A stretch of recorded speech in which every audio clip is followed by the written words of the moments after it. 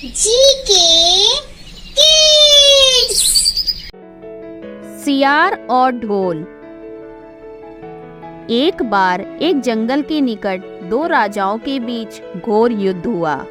एक जीता, दूसरा हारा। सेनाएं अपने नगरों को लौट आई। बस सेना का एक ढोल पीछे रह गया। उस ढोल को बजा बजाकर सेना के साथ गए भाट व चारण रात को वीरता की कहानियां सुनाते थे। युद्ध के बाद एक दिन आंधी आई। आंधी के जोर में वह ढोल लुढ़कता पुढ़कता एक सूखे पेड़ के पास जाकर टिक गया। उस पेड़ की सूखी टहनियां ढोल से इस तरह से सट गई थी कि तेज हवा चलते ही ढोल पर टकरा जाती थी और ढमाढम की गुंजायमान आवाज होती। एक सियार उस क्षेत्र में घूमता था। उसने ढोल की आवाज सुनी।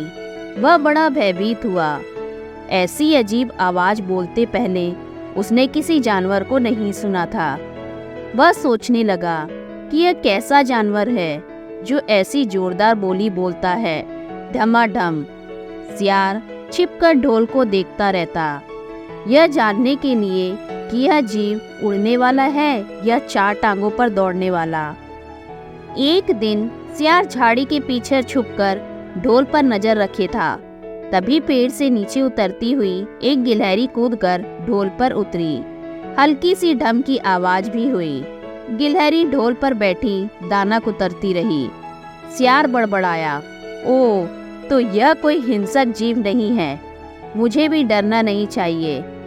सियार फूंक फूंक कर कदम रखता ढोल के निकट गया। उसे सूंघा। ढोल का उसे न कहीं सिर नजर आया और न पैर। तभी हवा के झोंके से टहनियां ढोल से टकराई। ढम की आवाज हुई और सियार उछलकर पीछे जा गिरा।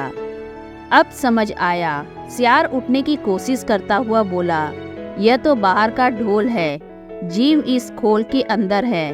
आवाज बता रही है कि जो कोई जीव इस ढोल के भीतर रहता है वह मोटा ताजा होना चाहिए, चर्बी से भरा शरीर। तभी ये ढम ढम की जोरदार बोली बोलता है।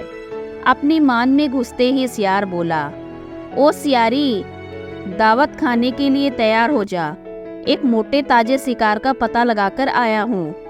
सियारी पूछने लगी, तुम उसे मारकर क्यों नहीं लाए? सियार ने उसे झिड़की दी, क्योंकि मैं तेरी तरह मूर्ख नहीं हूँ। वह एक खोल के भीतर छिपा बैठा है। खोल ऐसा है कि उसमें दो तरफ सूखी चमड़ी के दरवाजे हैं। मैं एक तरफ से हाथ डाल उसे पकड़ने की कोशिश करता तो वह दूसरे दरवाजे से न भाग जाता। चांद निकलने पर दोनों ढोल की ओर गए। जब वे निकट पहुंच ही रहे थे कि फिर हवा से टहनियां ढोल पर टकराई और ढम ढम की आवाज निकली। सियार सियारी के कान में बोला, सुनो इसकी आवाज, जरा सोच, इसकी आवाज ऐसी गहरी है वह खुद इतना मोटा ताजा होगा। दोनों ढोल को सीधा कर उसके दोनों ओर बैठे और लगे दांतों से ढोल के दोनों चमड़ी वाले भाग के किनारे फाड़ने। जैसे ही चमड़ियां कटने लगी, सियार बोला, होशियार रहना, एक साथ हाथ अंदर डालकर सिगार को दबोचना है।